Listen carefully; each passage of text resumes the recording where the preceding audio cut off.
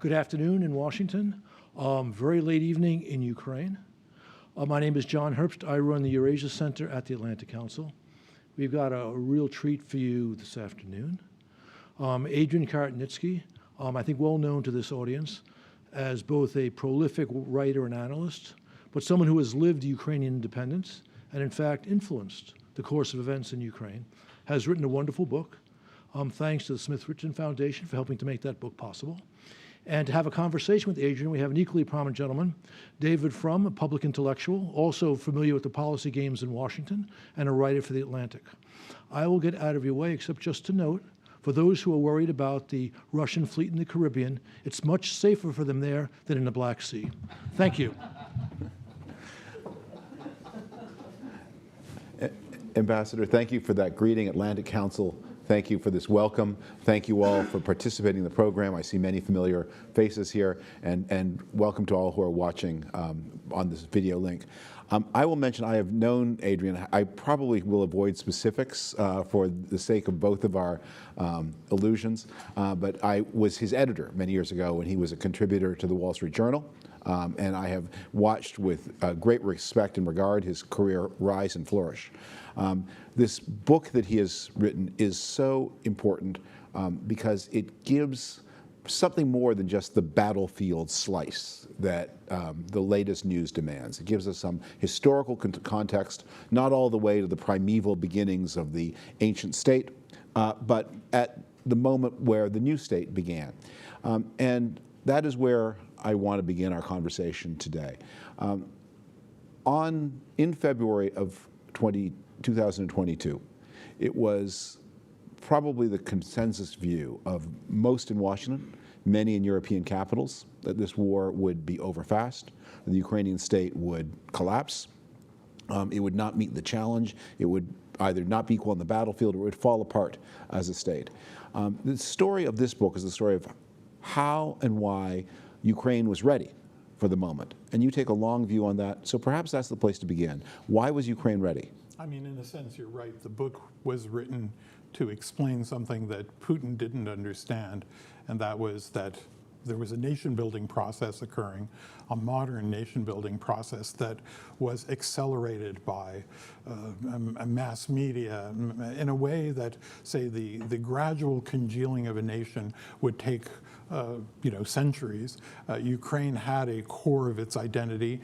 Much of it had been destroyed over the centuries by Russian imperialism and Russian imperial policy, but when Ukraine gathered, it regained its state, it created a platform which willy-nilly, and sometimes against the will of the elected leaders of Ukraine, allowed society to shape an identity, and that identity congealed more or less at the right time, that the kind of the unity that permitted the country to be resilient and also to want to resist Putin rather than simply to surrender to him, that was part of the cultural process. And so the book is really about the battleground between different ideas of Ukraine, different ideas of its destiny that begins with independence and goes forward.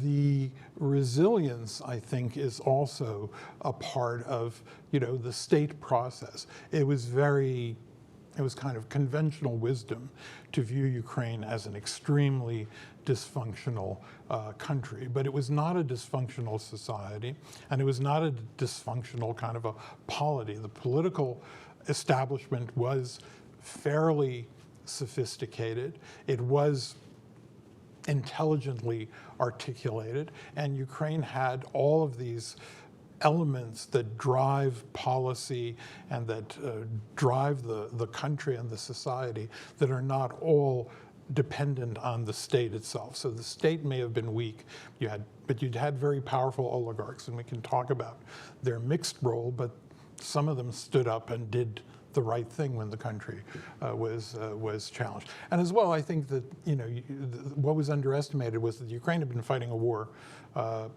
since 2014. It had had 8 years of experience of warfare. Some of those experiences were unhappy when they first encountered Russian troops, but I think their elite began to make adjustments, and the fact that they were spending 4 or 5% of GDP throughout that period on the military meant that there was a bit more resilience and a bit more there than I think even Washington estimates or conventional wisdom estimates would credit. So one, they underestimated the unity of the society. Two, they underestimated the state capacity. And three, they underestimated the military resources. I mean, in the book, I talk about a conversation with a friend, Timofey Milovanov, who was the chairman of the board of the Ukrainian defense industry. He's an academic, really, an economist, but he had that job. And I asked him just days before, when the storm clouds were gathering, I asked him, what are you going to do about Russian air attacks? And he just very quietly and confidently sort of said, we may not have an Iron Dome, but people didn't know Israel had an Iron Dome until they realized that it had an Iron Dome. He wasn't suggesting that Ukraine had that same capability, but he said, we have substantial anti-aircraft capabilities, and the Russians will be very surprised if they attack. So I in my conversations with Ukrainian leaders, with Ukrainian officials, and with Ukrainian analysts, I had a little bit of a different sense that of the capacity of the society to withstand. And really, the book is about how all these battleground between corruption and good governance, oligarchy and the public square, between the pull of Russia and the cultural and soft power and military power influence of Russia and the influence of the West, how all these things created space for, a generally, I would say, attractive idea of Ukraine to emerge. And that attractive idea, that it's rooted in democracy, that it is tolerant, that it is civic patriotism, but rooted in Ukrainian culture, that was being shaped throughout this willy-nilly, and sometimes in zigs and zags. That was being shaped throughout this 35-year period. Well, one of the aspects of building of state capacity that you talk about a lot is this theme of military resources. So this war is a war between two Soviet successor states, one of which Russia has been in almost constant conflict since 1991, and yet still maintains a Soviet-style military establishment, and the other of which, Ukraine, has been, as you say, in conflict since 2014, but not before that, and which has a non-Soviet military. So how did it happen that these two successor states took such different paths in an area that's maybe the ultimate test of state capacity? Yeah. I mean, first of all, the main factor in the transformation of the Ukrainian military establishment was the crisis of 2014. There was a wholesale change of generations in the failures that had emerged in the 2014 period in Debaltsevo and in other places where the Ukrainians were thinking they were fighting a motley array of gangsters and criminals in the Donbass, and finally realized that they were really fighting the Russian military. But that happened. I think there was for a short term, there was a very progressive defense minister, Adrian Karatnycky. There were some personnel decisions that Zelensky made by bringing younger officers into top positions. And then there was the whole example of what would be the volunteer military detachments, some of them controversial like Azov, but many of them just, regular folks getting together from the people who had been part of the civic sector of Ukraine, who went to the front when the military was under attack and did not have the capacity to fight.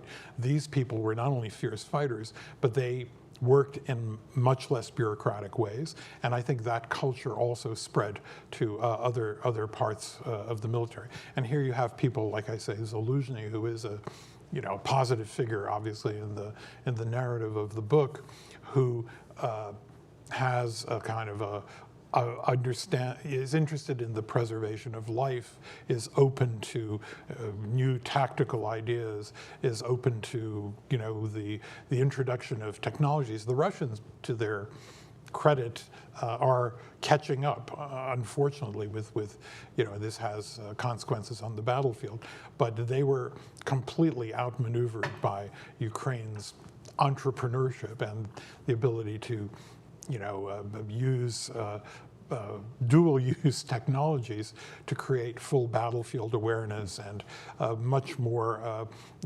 command decisions being made at the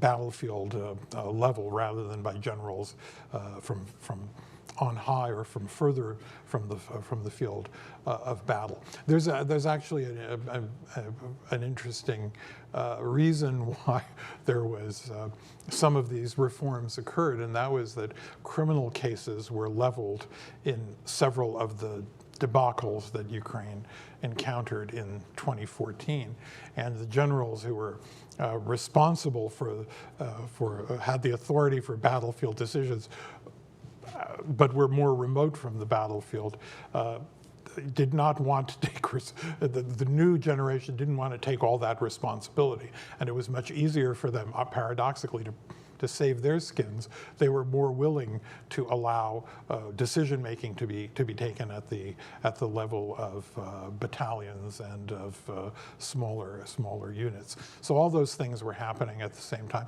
But I also think that the Ukrainian military was a reflection of Ukrainian society. It was, I wouldn't call the military is not a democratic institution, but it was an institution that was more open to the flow of ideas and had I would say, a generationally different leadership. These are people mainly in their 40s and the early 50s who are currently in charge of Ukraine's military destiny. And General Zaluzhny as well was, when this thing started in 2014, he was probably of the age of 40 or maybe even younger. When you're talking about this identity being put together, a word that you didn't use was the word Europe. The trigger for the most recent chapter of Ukrainian history was this battle over whether or not to choose some kind of future in association with and within the European Union. That's what provoked the Russian violence at the Maidan. That's what accelerated the move toward full-scale war. How important is that European ideal to modern Ukraine? It's extremely important. It's a core part of the Ukrainian national narrative that we are firmly a part of Europe. I mean, the fact that large swaths of Ukraine territory were part of the Polish Commonwealth, they were part of the Austro-Hungarian Empire, all those things, and Ukraine under Polish rule is in right bank Ukraine has a longer history than Ukraine under Russian rule. All these things are important. Ukrainian cities historically were more multicultural. This isn't a theme for my book, but were historically more multicultural than Russian cities. They were more proximate to the West. They had a wider array they were Jewish and there were Greeks and there were Germans and Italians and so on. So there were large, the cultures of these cities they were never Ukrainian cities. Ukrainians were always a minority in these cities. They were present.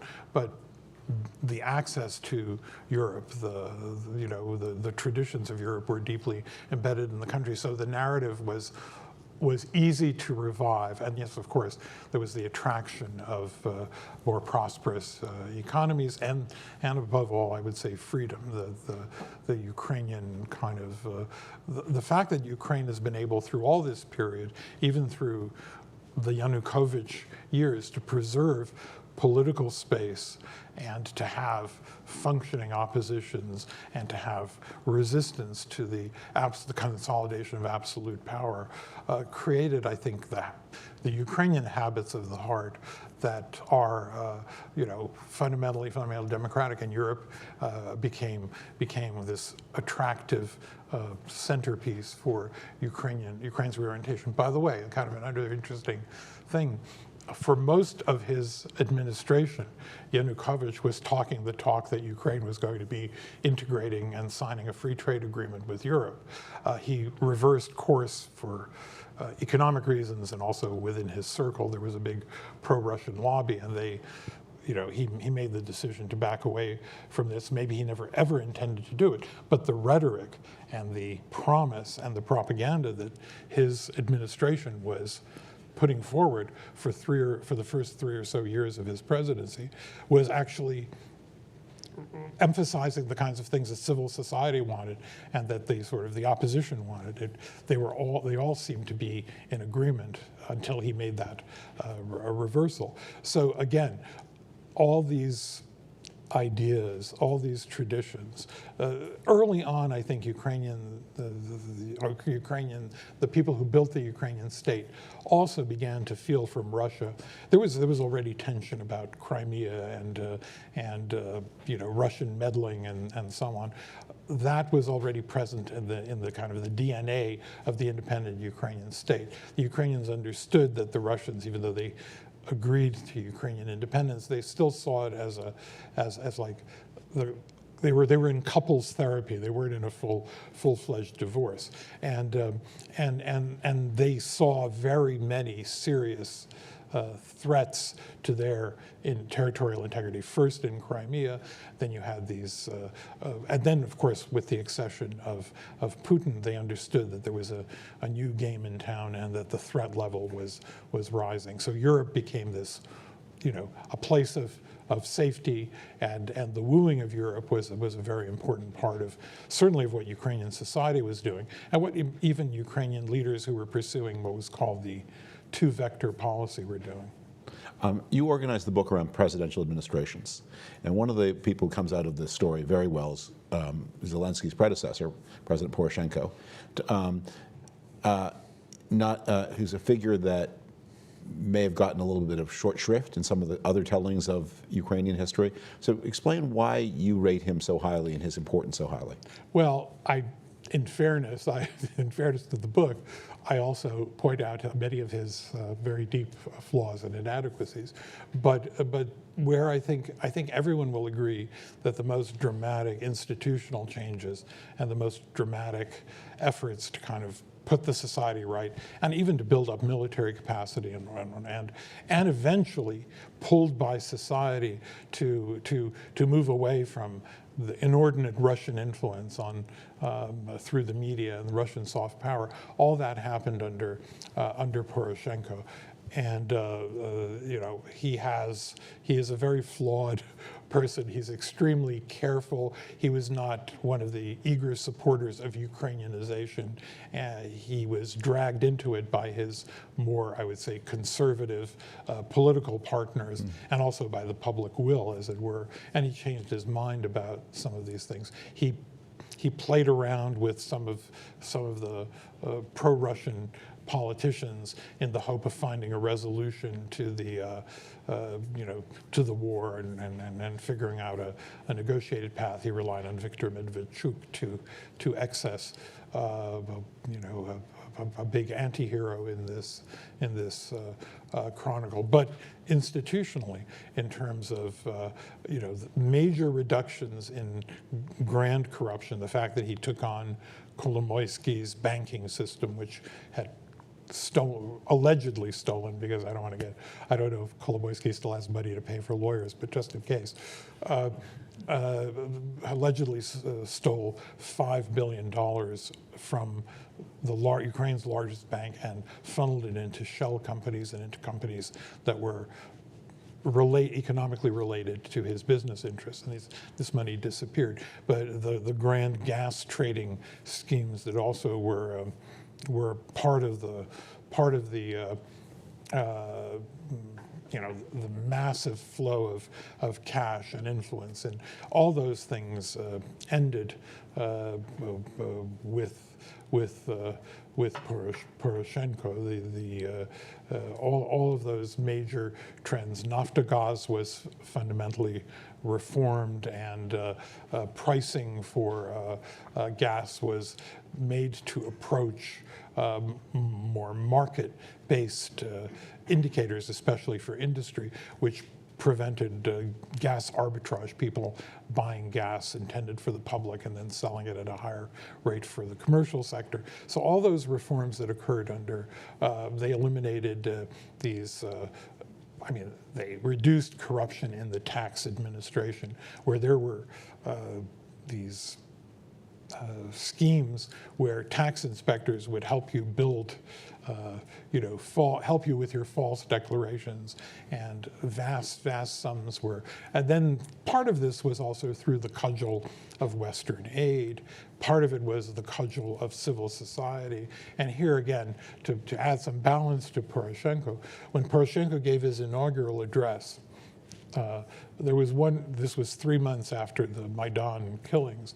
He did not mention the word Maidan once, or the Maidan revolution at all. He wanted to shut the door and to do his bargains with all the traditional political players. But society didn't let him, and in the end, he's not an authoritarian personality. He had to accommodate himself to democratic means. So he's it's a mixed record, but in terms of concrete accomplishments, and I think that was said by absolutely every Western leader, even the ones that scolded him on dragging his feet on legal reform and so on, was that under his tenure, Ukraine had progressed more than in any other period. So by comparison, and that's the other thing, it's compared to what? These Ukraine's founding fathers, as I like to call them, because this is a period, roughly the same period as 1776 to the War of 1812. This is roughly the same period in modern day Ukraine's state formation. But we don't have, the Madisons, Hamiltons, even make a concession to Jefferson, but we don't have those kinds of transcendent figures in the Ukrainian pantheon, alas. We talked about Europe. I want to ask you a little bit about the United States. Battleground Ukraine has become Battleground Washington. Ukraine is both a place where war is being fought, but also a subject of political strife here. It has become an extraordinary partisan issue. It's an issue of the 24 campaign. If the recent polls hold, there's a good chance that Robert F. Kennedy Jr. will be on the debate stage with President Biden and former President Trump, who is an even more outspoken opponent of Ukrainian statehood than Donald Trump himself. How did Ukraine become so important to the politics of the United States? Well, I think, first of all, it has received substantial financial support. I think the leadership that President Biden has shown in uniting allies, and the rhetoric that he has used to emphasize the geostrategic importance of this twilight battle on the periphery of NATO, that has played a role. But I also think the Ukrainians had, I don't know if it's still as powerful now, but Ukrainians had a lot of soft power. And that soft power was partly an accident. They created a constituency for themselves. And I think the more you become visible and you use that soft power to burnish support, there are people who are nativist and who feel we have no role in, the same kinds of people who don't want to help the poor are the kinds of people who don't want to help other countries. I mean, I think there's a large correlation between some kind of a sympathy for people in distress that carries over in terms of believing whether you have the U.S. is a custodian. And I think this trend of isolationism has been was accelerated by all of the adventures that and the genuine efforts to try to bring change to the Middle East, to bring change to Afghanistan, and so Ukraine was brought in as yet another example of an allegedly failed effort on behalf of a deeply imperfect, or even in the eyes of critics, corrupted society. And Russian propaganda memes, the Russian attempt to present Russia as a kind of a city on a hill of traditional values, all those things infiltrated into American politics. And also, I think the cavalier attitude that President Trump had taken towards Ukraine, that it was just a little plaything. It became, I think, then more partisan. Happily, I would say, is that while this debate is likely to be reignited, we don't know what, before we might have known what position Trump would take. But Trump did kind of give his blessing to this formula to provide this assistance to Ukraine, and has said some inconsistent things. So it's, in a sense, it might be good to have a foil there, because it'll tease out. We will have a better idea of what of the likely winners believes. Let me ask you about the afterword of the paperback edition, which is not yet written, but I assume contemplated. As you look at the story of the accretion of national strength, national identity, but also the many, many faults and points of weakness, if by the time you get the paperback ready, this war is beginning to come to an end, and we can imagine how that, if President Biden is reelected and there is not a big increase in the Republican support in Congress, the Russians have to assume an ever-increasing flow of American aid. America's artillery production is stepping up at a pace that doesn't remind us of 1943 exactly, but is impressive in its own way. And at some point, they're going to realize that Russia cannot win a war of attrition against the rest of the world. So we can begin to see some kind of future. How do the strengths and weaknesses that you describe, how would you, when you sit down to write the paperback afterward, what forecasting do you feel able to do?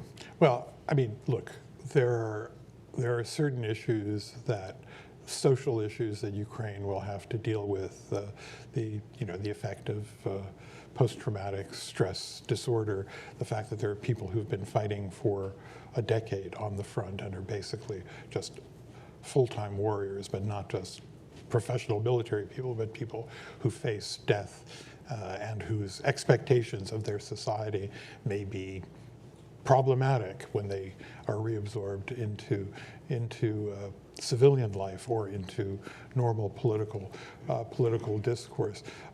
So that's one thing. The second thing is the thing that I don't worry about is that I don't worry about what one writer called the kind of the behemoth in camouflage. That Ukraine is going to become a militarized society. The society has exhibited incredible internal tolerance. Life in day-to-day in cities is filled with difficulties, but it's not filled with the difficulties of, intensified anger and radicalism and so on. And I think that the commitment to democracy and democratic practices is going to be preserved. So I think if Ukraine gets to the point of being Ukraine again, it will be the Ukraine that we saw in the period leading up to it, with absolutely ironclad commitment to freedom of speech, competitive elections, the movement towards Europe, and a growing, I would say, public intolerance of corruption. Although, again, the Ukrainian public in polls still shows high numbers of people who report that if they need to pay a bribe to get something done, that number has declined. But there's still large numbers of the population that still accept that way of doing things. But I don't want to paint a rosy picture, because there will be very severe difficulties. But Ukraine will be building with. I mean, I think one of the issues is, will Ukraine get EU membership? And given what Europe is saying about its commitment to the rebuilding, those costs are going to be so high that you may as well offer them membership. Because usually the impediment to EU membership is that the 7 or 8 wealthy countries in Europe don't want to have another ward to keep paying. But I think given Ukraine's strategic importance, given Ukraine's soft power, meaning given the attractiveness of its society. And here I want to make a little divergent point. It was basically because all the men between the age of 18 and 50 were not allowed to leave the country, and there was this wave of articulate and courageous women and who moved into Europe. They accelerated that sympathy for Ukraine, because they showed kind of both a modern face of Ukraine and a kind of a non-martial, non-military face of Ukraine, even as it was fighting a war. And that also kind of solidified support. So I think Europe will be there. I think if Ukraine gets the offer of accession, that will be not so much a boost, but there will be a kind of an affirmation that it has arrived, and I think it will create a higher level of pressure to ensure its security. But again, I think that the Ukraine that was built over this period with zigs and zags has reached a point of, I would say, relative stasis, where the country understands that it has a distinct identity, a distinct culture, and now that culture has been blossoming at a time of war, not just war-related literature, but literature and art, a tremendous flowering at a time of all this duress. And that also is enriching the Ukrainian narrative, because it's filling with content, with cultural content, what it means to be Ukrainian. So on all those counts, I think there is an optimistic future. And I want to remind you that when the Soviet Union fell apart, Deutsche Bank did a study predicting that Ukraine would be would outpace others because of the level of education, its technological base, and so on. Corruption, missteps, the internal cultural debates that paralyzed Ukraine for decades, all those kinds of things helped, and of course mass corruption being the most important one, impeded that progress. But I think Ukraine in the last decade, has made important strides that Deutsche Bank study could be, taken out and dusted off and looked at again. Let's take a question or two from the floor. I think we have about 12 minutes of time for a more open discussion. So let's begin. Would anyone like to pose a question to Adrian? Yes, in the second row. Hi. Hey, I'm really excited to read the book. I've been waiting for something like this. My question is to do with political parties and the political world in Ukraine. I think for a lot of Ukraine walkers and watchers, that's been a source of frustration for a really long time, and it continues to be something that people in the West don't really understand. On a nuanced level. So I was just wondering how you would describe how that's been shaking out over the last couple years, and kind of what your prognosis might be for that. As the daughter of 2 political campaigners, I see why you're interested in this question. Well, first of all, let's talk about politics. Because of the cultural divide, issues related to quality of life, economic policy, social policy, were never really adequately debated in Ukrainian politics. And yeah, there was, and politicians could move very quickly from being a populist to being a Thatcherite, as was Yulia Tymoshenko, this great chameleon of Ukrainian politics. And the political party of liberalization and of economic reform was the IMF and the World Bank. So they were cudgels pushing the establishment, and none of the establishment formed around these ideas. It was all formed primarily around these cultural issues. The fact that cultural debate is, I don't want to be the Frank Fukuyama of the end of Ukrainian history. But I think they've largely been settled, which I think opens the door. And I think a much more sophisticated Ukrainian civilization now because of access to the internet, because of the spread of the English language and access to the European orientation, which led people to look towards the European discourse or the Anglo discourse, all those kinds of things. And we hope that with half of the population that is currently outside of Ukraine saying they want to return, they will come with actually the deeper knowledge of several years of life there. So if we can imagine that a settlement comes in Ukraine's favor in the coming years, there will be a generation of people coming back who have a deeper knowledge of European discourse. Not that it is the alpha and omega, not that it is the ideal. So I think we will have better political parties. We won't have personalistic political parties or parties that are just playing that cultural divide. And to say that what was the Zelensky party? Its ideologue said we are a libertarian social democratic party. So it was all things to all people. And even on the cultural side, Zelensky was kind of trying to straddle the both sides. And but now I think these issues are settled, and now I think normal politics will begin. And I think that people also have, we may have a detour where there will be a little bit of wooing of military heroes and et cetera, but I think the public won't just vote for people because they're heroes. They'll vote for people if they have a program and a vision of how the country is to be rebuilt in a way that resembles. But again, even in the West, our debates are also deteriorating into culture wars as much as serious discourse about economics and fiscal policy and the like.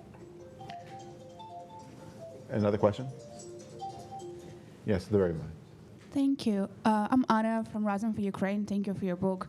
The question is, in the past couple of months, we've seen how opponents for support for Ukraine in this country have been using the argument that Ukraine is somewhat losing its democratic progress because of the centralization, because of the martial law. What's your view on that? How is Ukraine doing to uphold the democratic faith and structures? Thank you. Yeah, sure. I said behemoth. It's Leviathan in camouflage was the term that was used by a very important Ukrainian essayist. Look, Ukraine survived Kuchma. It survived Yanukovych. Zelensky's a piece of cake for society. I don't think, after all of the examples of society standing up for its rights, I don't think anybody is cowering in fear. It's not a police state. There is a kind of a consolidation and a kind of a context in which debates occur. Yes, there was this media concentration, which has been the subject of attention. But I have to go back to the big picture, because that's the point of the book.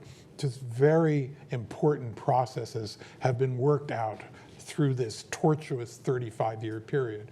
And I think they're on pretty solid ground. I don't think people are going to turn 180 degrees back to the past. So yes, it's worth highlighting these issues.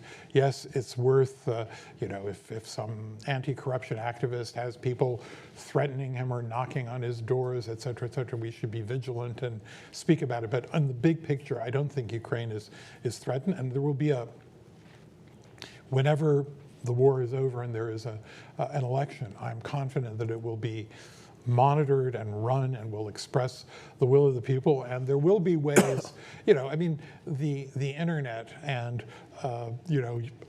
the state, we even know that even when this effort to have a unified television message, that effort the marathon has lost audiences, and it hasn't, it's not shaping people's opinions by any means. People are, and polling has shown, I mean, even the poll from February that showed that Zelensky would lose to General Zaluzhny by a 2-to-1 margin. That hardly suggests that the centralization of decision making right now has led to some kind of a, political outcome that doesn't reflect, that manipulates the public and manipulates what we would call a democratic process. So yeah, there are problems, but Ukraine has. We should deal with them and we should discuss them, but Ukraine has suffered a lot more serious challenges, constitutional ideas that were stopped and so on. And sometimes they weren't just stopped by civil society. Sometimes they were stopped because the oligarchs didn't like the idea that the guy in power has too much power. So that's another part of this story. The oligarchs are weakened, but I'm not sure that we need to then worry about the state of democracy because we need to build them up again. They'll figure out a way of building themselves up. They always do. So one more question before we break for a more informal encounter over face-to-face with the author. Yes, sir, in the front. Thank you. Most wars end via negotiations. I'm wondering if you feel that'll be the case here and maybe what that might look like. That's not my pay grade. I don't do diplomacy. It's a good question. Negotiation, yes, it may be third-party negotiation, and then some kind of a settlement, and maybe an armistice, and maybe. I mean, it's unpredictable. Right now, we see no signs that Russia wants to do anything. I do think Russia is going to wait to see what happens in our election cycle. And but I think they will be disappointed whatever happens. I think Ukraine will find a way of persevering. I think Europe is also so alerted to the possibility of a shift in U.S. policy that it also is trying to find compensatory means of helping Ukraine. And I think that's one of the great accomplishments of this war, that the countries closest to Ukraine, usually it was Poland that we were worried about. Now we have France and Britain and to an extent Germany, just deeply understanding the kind of existential threat, not just to Ukraine, but to their long-term security. All right, thank you. Should we take a little? Should we adjourn and have? We can adjourn. I think I don't know what's out there, but there are books here which we will try to sell you if you're willing, and or you can buy them online, whatever. I'm not supposed to do commercials on Atlantic Council television, so I will stop with that. All right, thank you all. Thank you all for the lively question, Adrian. Thank you for your wisdom. Thank you for this amazing accomplishment of a book. Thank you. And this is your autographed copy. Oh, my autographed copy. Thank you all. And we'll meet informally in the outer room. Thank you.